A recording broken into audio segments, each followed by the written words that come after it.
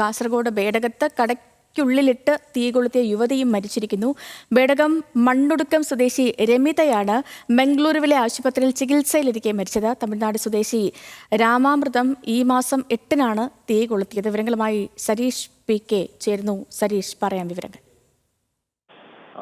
ഈ മാസം 8-നായിരുന്നു ബേഡകത്ത് ഈ സംഭവം നടക്കുന്നത്. വ്യക്തിവൈരാഗ്യത്തെ തുടർന്ന് തമിഴ്നാട് സ്വദേശിയായ രാമാമൃതം രമിതയെ തിന്നലൊഴിച്ച് തീ കൊളുത്തുന്ന സാഹചര്യമായിരുന്നു ഉണ്ടായിരുന്നത്. രാമാമൃതം തുടർച്ചയായി, അതായത് ഇവർ രണ്ടുപേരും ഒരേ കോംപ്ലക്സിൽ കടകൾ നടത്തുകയായിരുന്നു. ഈ തമിഴ്നാട് സ്വദേശിയായ രാമാമൃതം ഫാബ്രിക്കേഷൻ, അതായത് ഈ മരത്തടിയുമായി ബന്ധപ്പെട്ട കാര്യങ്ങൾ അല്ലെങ്കിൽ അത്തരം ജോലികളായിരുന്നു ചെയ്തത്. തൊട്ടടുത്ത കടയിലാണ് രമിത ജോലി ചെയ്തിരുന്നത്. ഫാൻസി ഷോപ്പിലായിരുന്നു.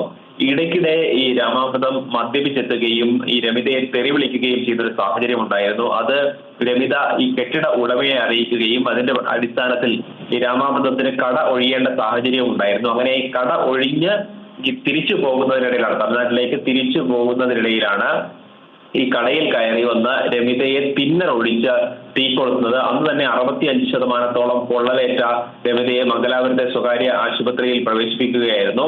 നാട്ടുകാർ ചേർന്നാണ് ഈ പ്രതിയെ പിടികൂടി പോലീസിൽ ഏൽപ്പിക്കുകയും ചെയ്തത്.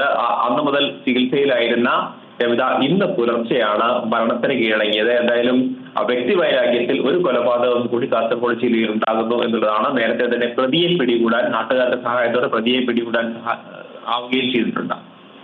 ശരി, സരീഷ് PK ആണ് വിവരങ്ങൾ നൽകിയത്.